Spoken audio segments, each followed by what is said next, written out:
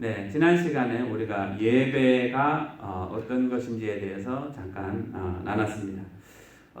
지난 시간에 그 아브라함이 하나님께서 자기의 아들 이삭, 그러니까 자기가 75세 때 네가 아들을 낳을 거다, 사라를 통해서 아들을 낳을 거라고 해서 25년을 기다렸던 그 아들을 하나님이 이제 번제로 제사로 태워서 드리라고 했던 그 말씀을 가지고 뭐가 진정한 예배인지를 나눴었는데요. 그때 우리가 뭐라고 얘기했냐면 이제 아브라함이 자기 아들을 이삭을 데리고 그 당시 하나님이 보여줬던 산, 이제 모든 신학자들이 모리아산이라고 얘기하는데 지금의 예루살렘, 그리고 예수님이 십자가에 돌아가셨던 그 곳이라고 다들 이제 추정을 합니다. 그러니까 이제 그 자기의 25년 동안 기다려서 약속으로 받았던 그 아들, 그것도 100세에 기적적으로 받았던 그 아들을 이제 하나님 앞에 드리기 위해서 가는데, 자기 아브라함은 이제 자기 종들에게 이야기합니다. 내가 예배하러 간다고, 하나님 앞에 예배하러 간다라고 이야기합니다. 그러면 이제 이렇게 질문할 수 있죠. 예배는 주일날 이렇게 옷 양복 잘 차려입고 예쁘게 와가지고 같이 교회 성전에 앉아가지고 같이 찬양하고 기도하고, 이거 예배 아닌가요? 물론 그것도 이제 우리가 그 예배의 형식을 갖춰놓은 것입니다. 그런데 진정한 예배의 의미는 이제 이렇게 나와 있습니다. 이제 히브리어에는 아바드라고 하는 단어와 이제 요거는 섬긴다라는 거, serve 아니면 service, 그러니까 섬긴다라는 것을 주로 의미를 하고요. 다른 단어는 스와하라고 하는 단어인데 이거는 누구 앞에 엎드리는 겁니다. 그러니까 그 사람 앞에 굴복한다. 즉 그 사람에게 내가 순종하겠다. 그 사람을 내가 숭배, 높이겠다. 그래서 그 사람이 주인이 되고 나는 종이 되겠다라고 하는 그런 의미를 가지고 있는 로 사용했던 것이 이 두 단어이고요. 히브리어에서는. 그리고 이제 헬라어에서는 마치 종이 자기 주인에게 엎드려서 이제 인사하는 그 발에 키스를 하면서 인사를 하는 그런 모습을 나타내는 단어들을 사용을 했습니다. 그러니까 결국 예배라고 하는 것은 이제 우리가 단순하게 일요일날 한번 정해진 시간에 다 같이 모여서 찬양하고 기도하고 교제하고 말씀 나누는 그것은 하나의 극히 작은 일부분이고, 이제 진정한 의미의 예배라는 것은 내가 하나님을 나의 주인으로 모시고 내가 그 하나님에게 말씀에 순종하는 것, 복종하는 것, 이것이 이제 진정한 의미의 예배다. 이제 그 예배의 이제 한 형태의 모습으로 이제 우리가 찬양을 드리고 우리가 하나님 앞에 기도를 드리고 또 하나님 앞에 우리가 이제 감사의 예물을 드리고, 이런 것들은 우리의 예배, 우리 삶이 드리는 그 예배의 아주 작은 한 부분이지 그것이 전체, 예배의 전체는 아니다라는 것을 이제 우리가 지난 시간에 나누었습니다. 자, 우리 오늘 본문 말씀해 보면, 거기에 보면 이제 하나님이 오늘도 이제 아브라함에게 말씀하십니다. 이제 뭐라고 말씀하시냐? 이제 하나님이 너가 있는 그 땅을 너에게 주겠다라고 말씀을 하시니까 그것을 제가 어떻게 알겠습니까? 라고 이야기합니다. 그러니까 하나님이 그러면 너희가 나에게 이제 9절에 이렇게 얘기죠. 여호와께서 그에게 이르시되 나를 위해서 3년 된 암소와 3년 된 암염소와 3년 된 숫양과 산 비둘기와 집 비둘기 새끼를 가져서 제사를 드리라. 곧 예배를 드리라. 라고 이야기합니다. 그러니까 바로 10절에 군소리도 안 합니다. 제가 왜 이걸 해야 되죠? 제가 왜 이걸 드려야 되죠? 왜 당신 말대로 해야 되죠? 이런 이야기가 하나도 없어요. 바로 10절에 아브라함은 그 하신 하나님의 말씀에 즉각적으로 순종을 합니다. 자, 이 하나님의 말씀에 순종하는 게 뭐라고요? 이게 이제 예배고 예배자의 삶의 모습입니다. 자, 아브라함이 그 말씀하신 그대로 이제 그것을 제사 드릴 그 제물들을 준비를 해서 이제 반씩 자르고 해서 하나님이 받으실 수 있도록 준비를 해놓습니다. 이제 그렇게 준비를 해놓으니까 어떤 현상이 일어나느냐, 해질 쯤에 되니까 갑자기 어둠이 이렇게 몰려옵니다. 그래서 이제 아브라함을 그 당시는 깊게 잠들게 합니다. 그리고 나서 하나님이 그곳에 나타나십니다. 우리가 드리는 예배의 진정한 이제 우리가 예배는 영적인 예배다라고 하고, 이 영적인 예배라고 하는 것은 영적인 의미를 가지고 있다라는 이야기가 되고요. 그러니까 영적인 의미를 가지고 있다라는 얘기는 우리가 이 땅에서 육신으로 드리는 이 예배지만 우리가 이제 이게 하나님이 받으실 수 있는 진정한 예배가 되어지면 그 예배에 하나님이 임하신다라고 이야기합니다. 그러니까 내가 하나님의 말씀을 순종하며 하나님 앞에, 여기 이 당시는 아브라함은 제사를 드렸죠. 제사를 드리고 있는데 이제 하나님이 아브라함을 이제 진짜로 만나주러 오십니다. 그래서 이제 검은 구름으로 이제 이 검게 주변을 만드셨죠. 예, 그러고 난 다음에 하나님이 이제 아브라함에게 말씀을 하십니다. 근데 아브라함이 이제 이 어떤 이야기를 듣느냐, 하나님이 장래에 어떤 일이 일어날 건지에 대한 말씀을 전해줍니다. 자, 여기에 오늘 그 본문 말씀에 보면 이렇게 얘기합니다. 하나님이 아브라함한테 너는 이제 연한을 충분히 누리고 평안하게 살다가 이제 죽게 될 것이지만 너의 자손은 이제 그 다른 나라로 이방으로 팔려가서 객이 되고 또 그들을 섬기고 그리고 400년 동안 너희 자손들이 고통을 당하다가 돌아올 것이다 라고 이야기합니다. 근데 한번 이제 생각을 해보면요, 아브라함이 100세에 이삭을 낳았습니다. 그러니까 지금은 이삭을 아직 안 낳기 전에 상황이었기 때문에 이제 아브라함이 최소한 75세에서 이제 그 100세 사이인데 이제 그 대강 계산을 해서 한 10년 전이라고 생각해 봅시다. 아들 이삭이 태어나기 전에 10년. 그러면 이제 그 아들 아브라함의 아들 이삭이 이제 아브라함의 100세에 태어났고, 그리고 이삭이 한 60세쯤 됐을 때 그 아들을 이제 이삭과 야곱을 낳습니다. 그리고 야곱이 이제 한 130살이 되었을 때에 이제 그 자기 아들, 막내 아들, 이제 막내는 아니죠. 11번째 요셉이 이집트의 총리가 되었을 때 이집트로 온 가족을 데리고 내려가죠.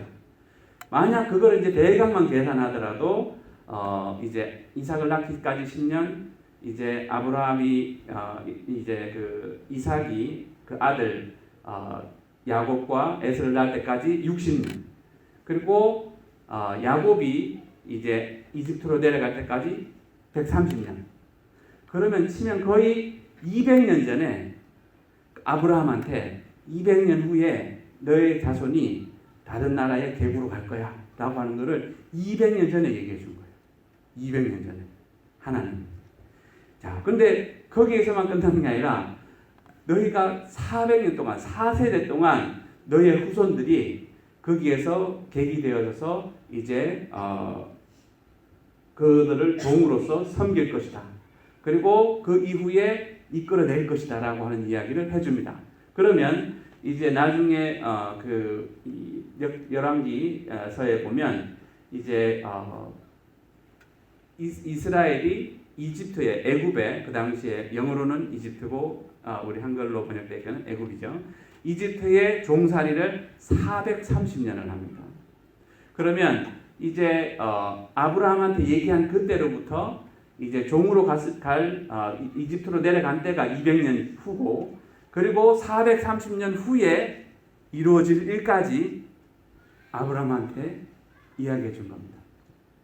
그러면 실제 그 200년에다가 430년 그러면 630년 후에 있을 일까지도 정확하게 그 아브라함한테 이야기를 알려준 겁니다.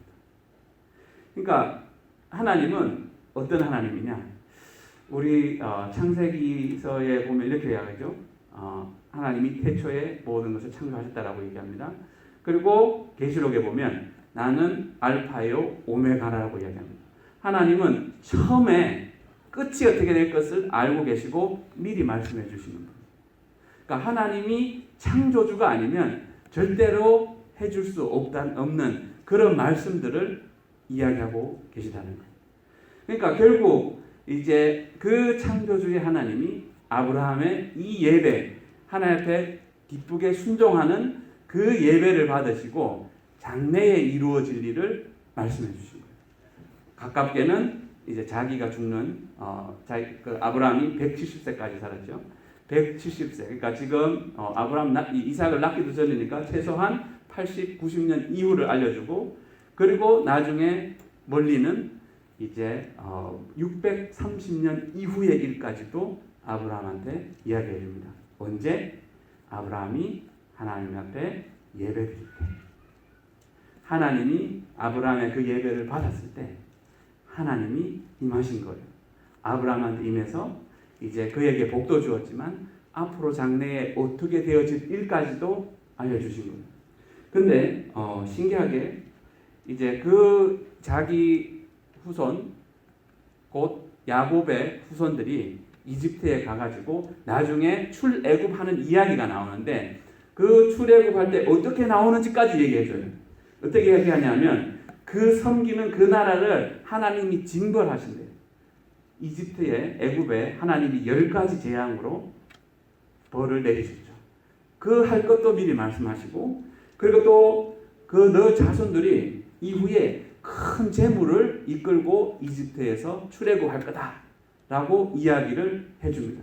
그래서 그 당시에 이제 10가지 재앙을 맞은 이 애굽 이집트에서 이제 이스라엘 백성들이 많은 금은 보화와 재물들을 받아서 이제 가지고 출애굽을 하죠. 그러니까 630년 이후에 있을 일을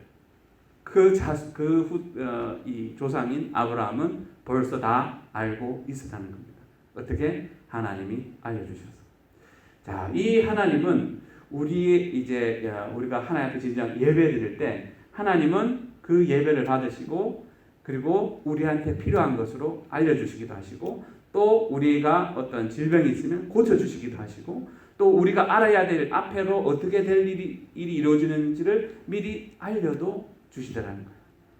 예, 전에 제가 말씀을 한번 드렸던 것 같은데 제가 이제 고등학교 때 이제 공고를 다녔기 때문에 이제 그 시험을 봐야 됩니다. 자격증은 저희는 이제 그 기술 쪽이었기 때문에 한국산업인력관리공단이라고 하는 국가 공인 자격 시험을 봐야 되는데 그 이제 시험을 합격해서 자격증을 가지면 사실 저의 이름은 산업인력관리공단에 등록되어 있는 사람입니다. 뭐 거기도 돼 있고 뭐 다른 자격증도 여러 가지가 있어서 다른 데도 있지만 어쨌든 그 시험을 볼 때 이제 제가 어떤 것을 경험했었냐면 제가 이제 예수님을 믿은 지 얼마 안 됐고 성경을 읽어봐야 되겠다. 내가 교회를 계속 다닐 건지 안 다닐 건지를 이제 그때 갈림길에 있었었는데 근데 이제 성경을 읽기 시작하면서부터 신기한 일들이 일어나기 시작했는데 그 중에 하나가 이 이야기입니다.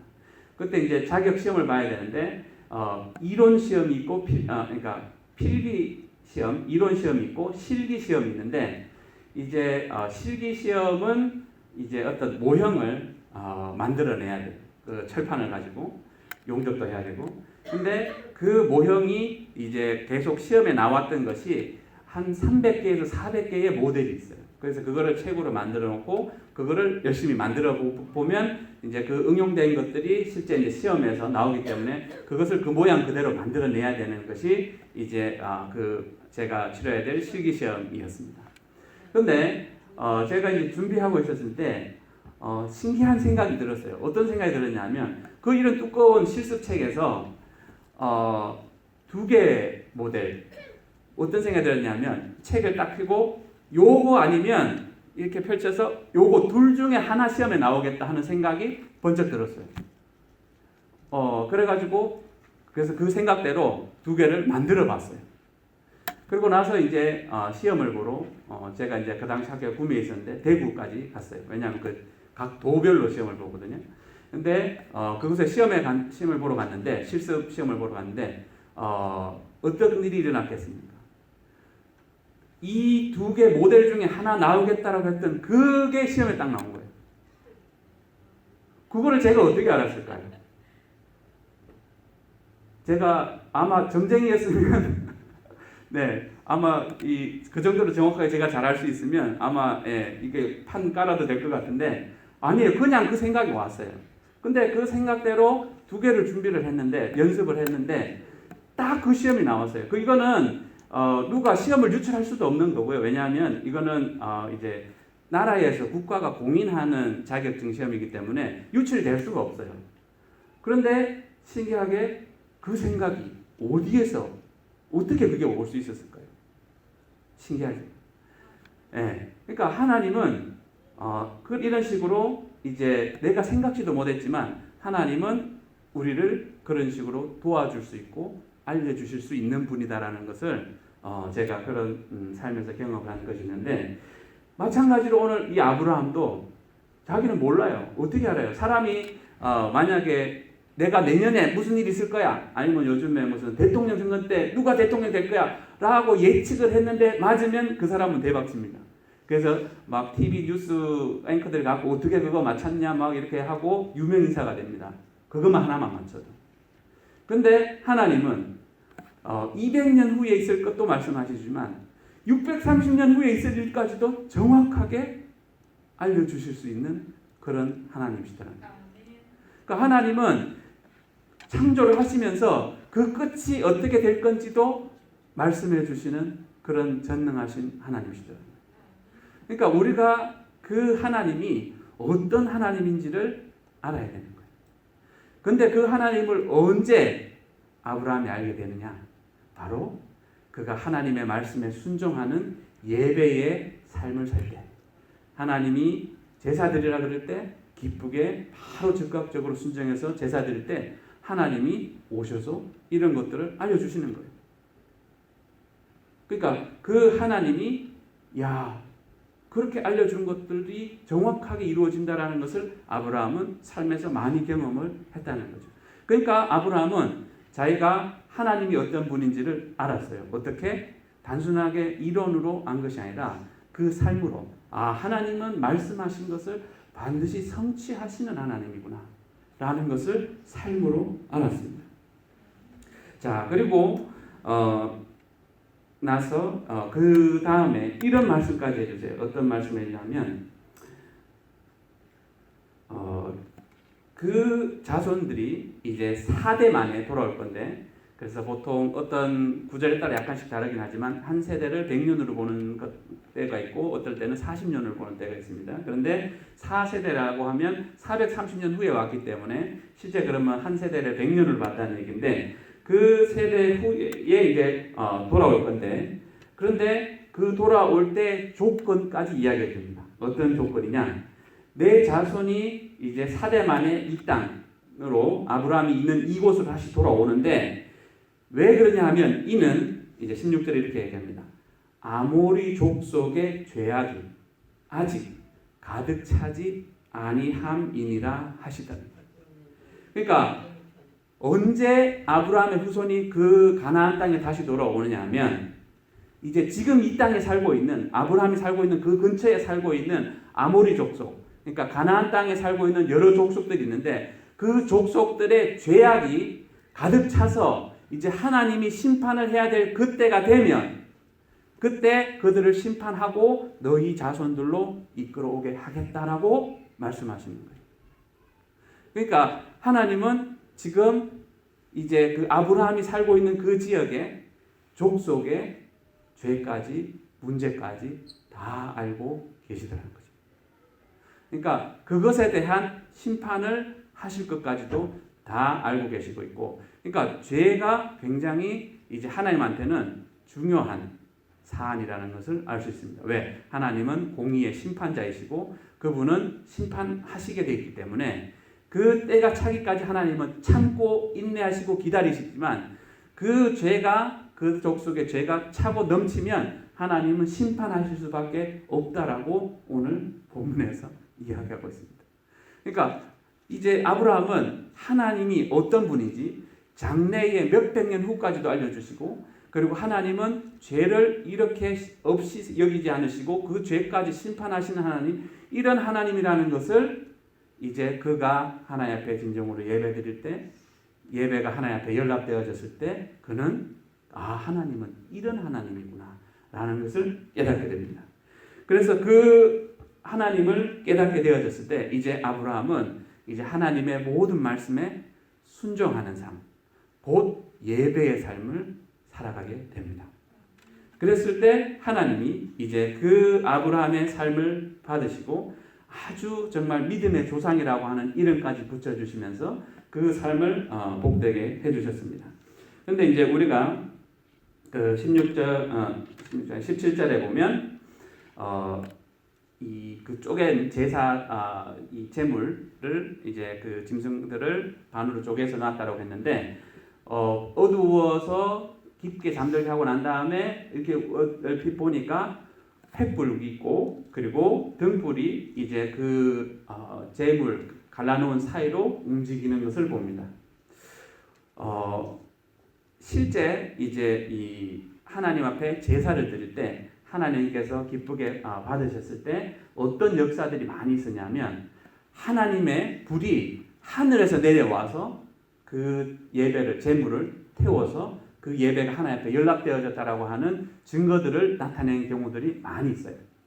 이제 대표적인 몇 가지만 이야기를 하자면 사사기 시대에 이제 기드온이 자기가 제물을 이제 준비를 해서 바위 위에 얹어놨는데 그 당시에 왔던 천사가 막대기를 가지고 그 제물을 톡 치니까 불이 확 붙습니다. 그러면서 이제 천사가 올라가죠.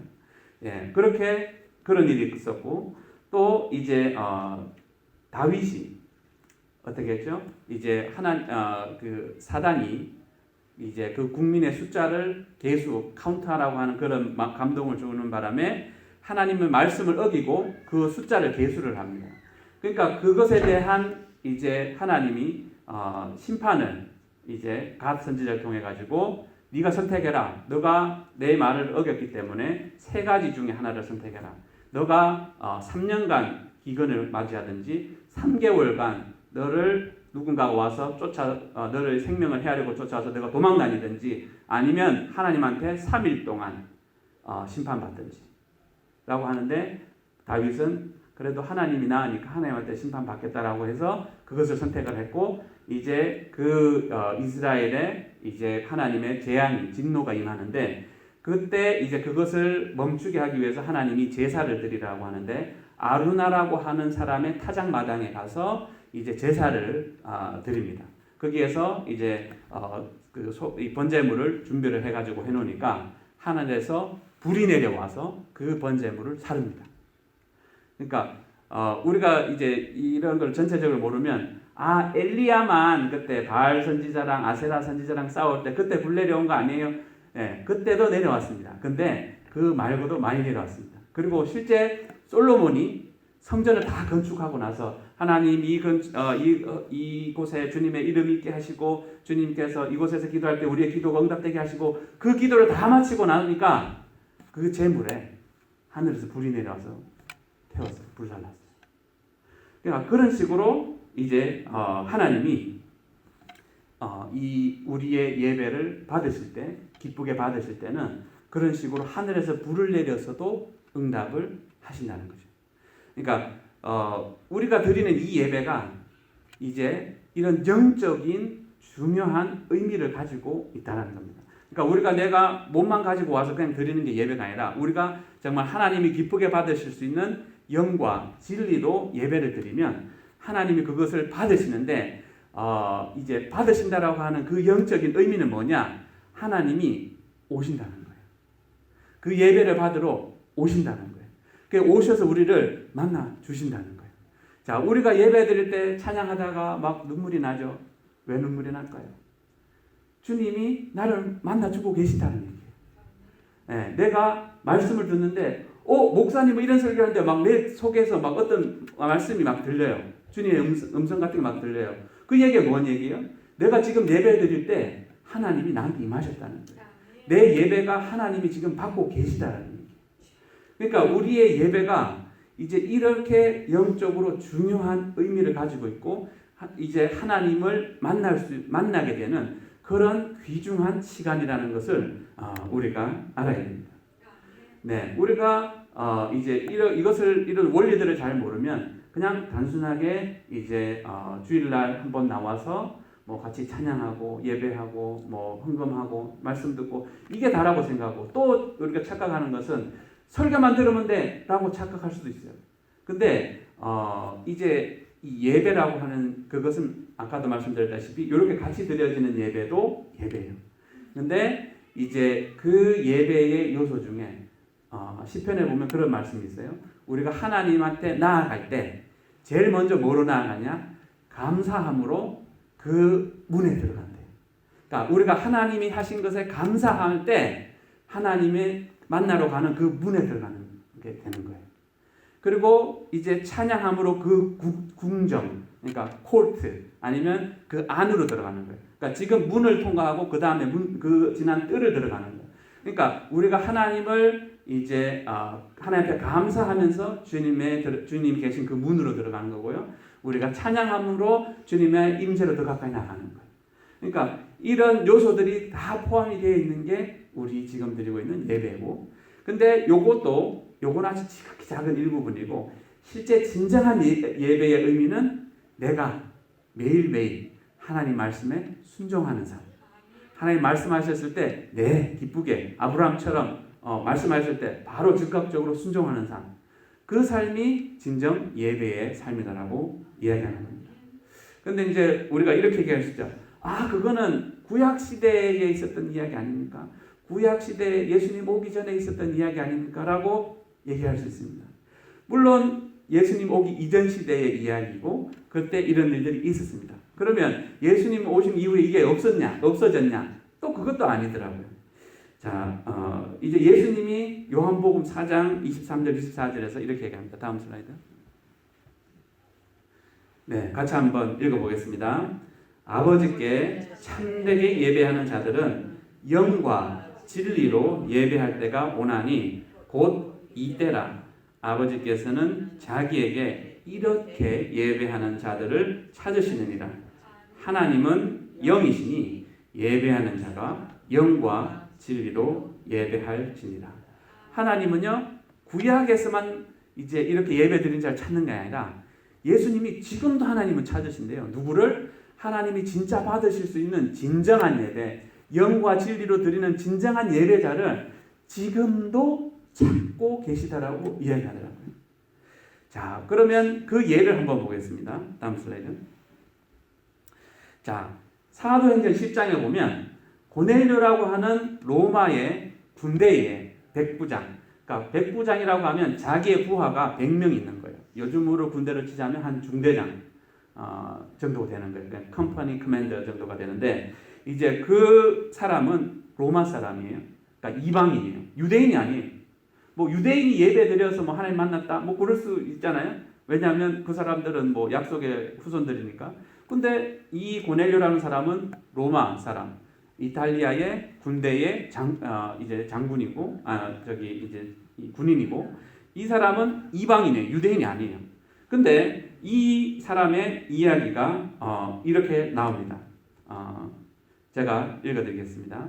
가이사랴에 고넬료라 하는 사람이 있으니 이달리아 부대라 하는 군대의 백부장이라.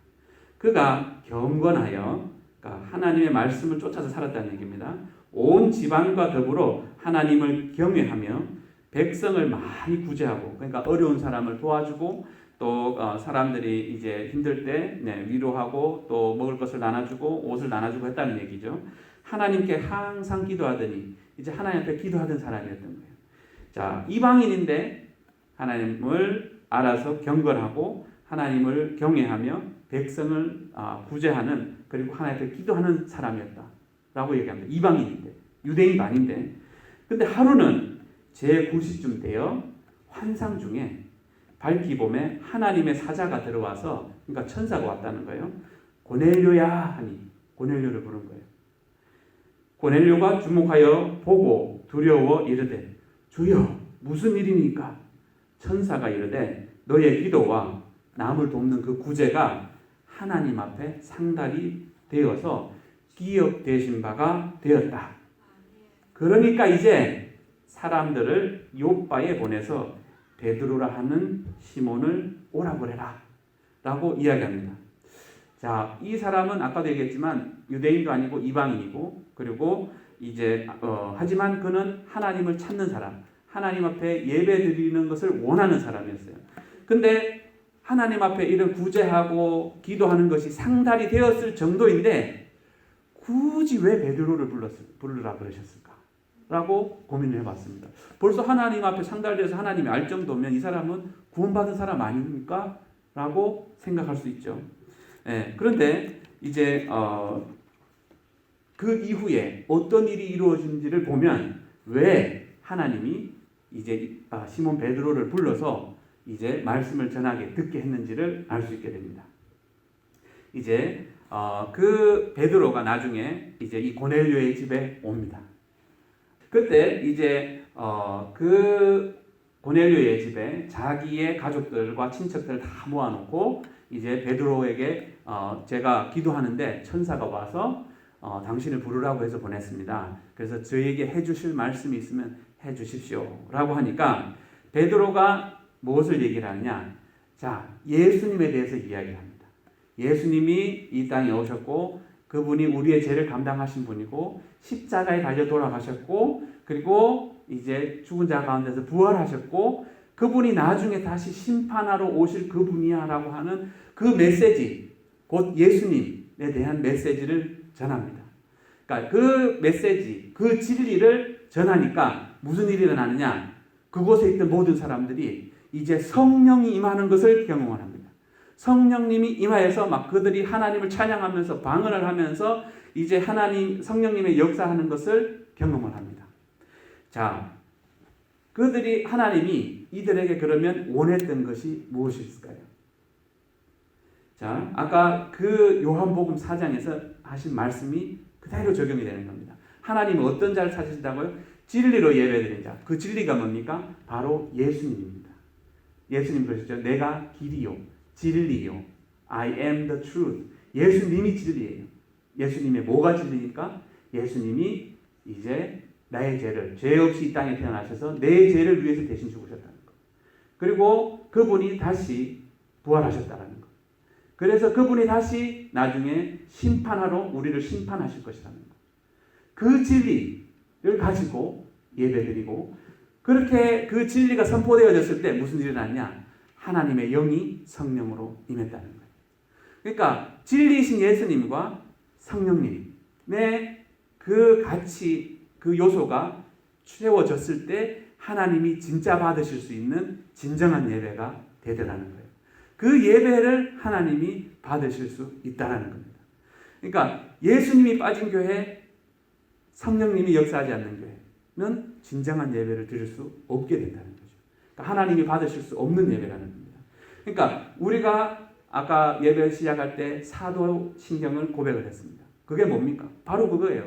예수님이 동정녀 마리아에게 나시고 본디오 빌라도의 고난을 받으시고 십자가에 못 박혀 죽으시고 장사한 지 사흘 만에 죽은 자 가운데서 다시 살아나시고 하늘으로서 전능하신 하나님 편지 계시다가 나중에 저리로서 우리를 심판하러 오시죠. 그거예요. 그 진리. 그 진리를 가지고, 그 예수님의 그 진리를 가지고 예배드리지 않는다면 이것은 하나님 받으실 수 없는 예배라는 거죠. 그 진리가 있는 곳에 하나님의 진리의 영이 오게 되어 있다는 거죠. 그 진리의 영이 역사할 때 이제 우리가 아까도 얘기했다시피 찬양할 때 눈물이 나고 하나님의 말씀을 듣고 마음에서 뜨거워지고 또 진짜 하나님의 음성을 듣게 되는 그런 일들이 발생하더라는 거죠. 자, 그러면 우리가 오늘 다시 한번 정리를 하자면 그렇습니다. 그럼 우리가 드리는 예배는 무엇이냐? 우리가 드리는 예배는 예수님의 진리를 가지고 성령님의 도우심을 받아서 하나님 앞에 우리가 순종하는 것.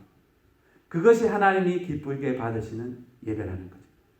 그 예배, 곧 하나님을 우리의 주인으로 모시고 주님, 저는 주님의 종이오니 주님의 뜻이 제 삶 가운데 이루어지기 원합니다라고 오늘도 매 순간 순종하는 자, 그 사람이 바로 예배자이고 그 삶이 바로 그 자체가 예배라는 겁니다. 근데 이것을 하지 못하게 하는 것이 있죠. 네, 오늘 그 갈라디아서 한번 읽어보겠습니다. 뭐라고 되어 있습니까? 같이 한번 읽어보겠습니다. 그리스도 예수의 사람들은 육체와 함께 그 성령과 탐심, 욕심을 십자가에 못 박아냅니다.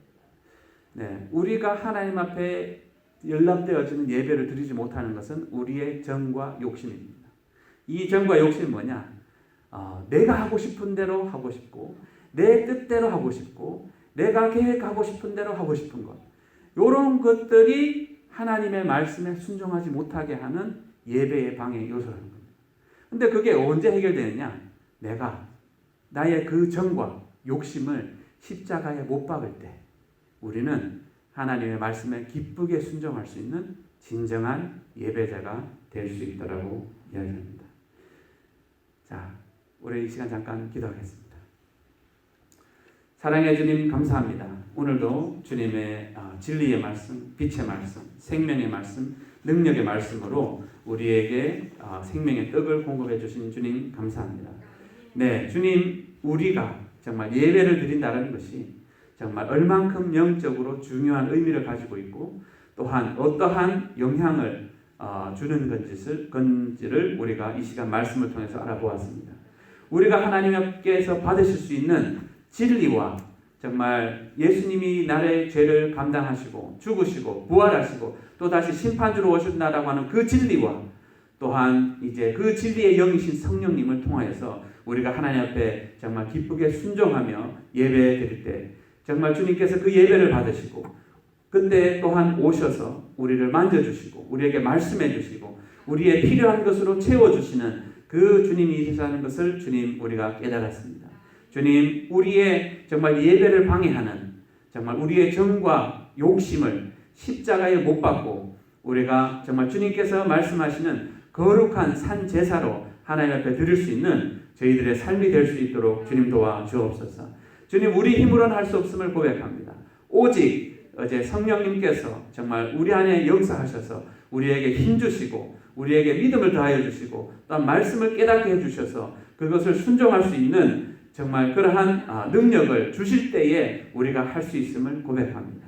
주님, 우리 자아는 날마다 죽어지게 하시고 오직 주님께서 정말 성령님께서 정말 부활하신 그 예수님께서 우리의 육신을 입고 행하시는 그러한 삶의 모습들이 진정한 예배의 모습들이 나타날 수 있도록 도와주옵소서. 그래서 주님이 정말 기쁘게 받으시는 예배드리는 자, 주님께서 함께 하시는 예배드리는 자, 정말 그들의 삶이 하나님 앞에 연락되어지는 그런 예배자들이 될 수 있도록 도와주시옵소서. 오늘도 귀한 생명의 말씀을 전해 주신 주님의 은혜에 감사를 드리고 예수님의 이름으로 기도드렸습니다.